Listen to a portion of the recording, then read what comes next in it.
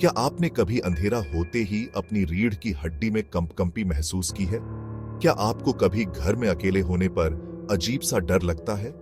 ये डरावनी कहानियों की दुनिया है, एक ऐसी दुनिया जहां साए नाचते हैं और अंधेरे में फुसफुसाहट गूंजती है। ये कहानियां ऐसी हैं जैसे ठंडी हवा के झोंके जो आपको डर से कंबल ओढ़ने पर मजबूर कर दें। लेकिन डरो मत, क्योंकि सबसे डरावनी कहानियां भी हमें याद दिलाती हैं कि अंधेरे में भी साहस और दया की रोशनी चमक सकती है। क्या आप रोमांचित होने के लिए तैयार हैं? तो आइए प्यारे बच्चों, चलते हैं डरावनी कहानियों की दुनिया में। हमारे शहर के किनारे पर एक पुराना खंडहर नुमा घर था। लोग फुसफुसाते थे कि इसमें भूत रहते हैं। एक दिन दो बहादुर दोस्त राहुल और प्रिया ने घर का पता लगाने का फैसला किया। फर्श के तख्ते कितने चरमरा रहे हैं प्रिया, क्या तुम्हें लगता है कि यह सेफ है? चिंता मत करो राहुल, बस केयरफुली रहो और साथ में रहो। जैसे ही वे अंदर दाखिल हुए, उनके पैरों के नीचे फर्श के तख्ते चरमराने लगे। अचानक उन्होंने एक जोरदार आवाज सुनी। उनके दिल ढोल की तरह धड़कने लगे। उन्होंने अपनी सांस रोकी और कोने के चारों ओर झांका।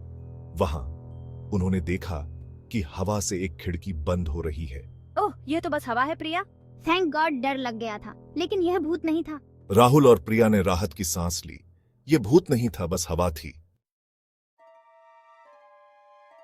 फुसफुसाते हुए जंगल के अंदर एक ऐसा पेड़ था जो किसी और जैसा नहीं था। ऐसा कहा जाता था कि अगर आप पेड़ से अपनी विश फुसफुसाते हैं तो वह पूरी हो जाएगी। नन्ही अन्या, जिसे चित्र बनाना बहुत पसंद था, एक जादुई पेंट ब्रश की तमन्ना करती थी। मुझे उम्मीद है कि यह पेड़ मेरी मदद कर सकता है। मुझे सचमुच एक जादुई पेंट ब्रश चाहिए। एक रात वह चुपके से जंगल में गई और पेड़ से अपनी विश फुसफुसाई।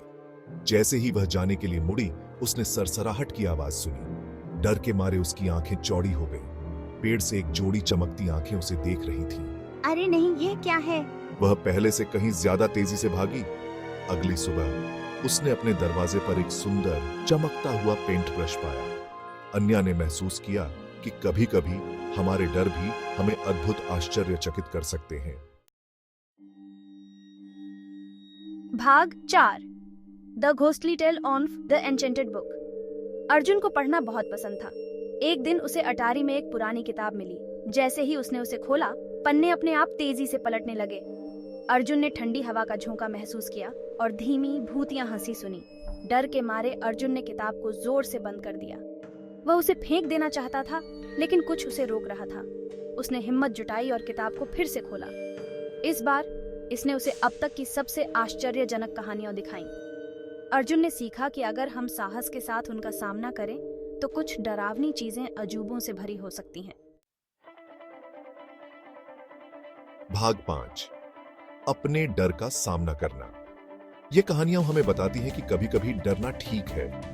बहादुरी का मतलब डर महसूस न करना नहीं है, बल्कि अपने डर का सामना करना है।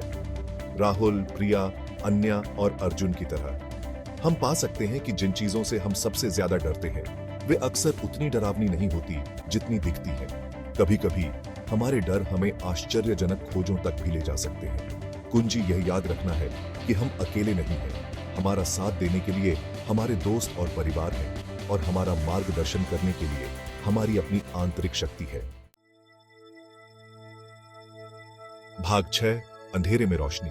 तो अगली बार जब आप कोई डरावनी आवाज सुने या अपनी रीढ़ की हड्डी में कंपकंपी महसूस करें, तो एक गहरी सांस लें और इन कहानियों को याद करें। याद रखें कि साहस एक रोशनी की तरह है जो अंधेरे में और भी तेज चमकती है।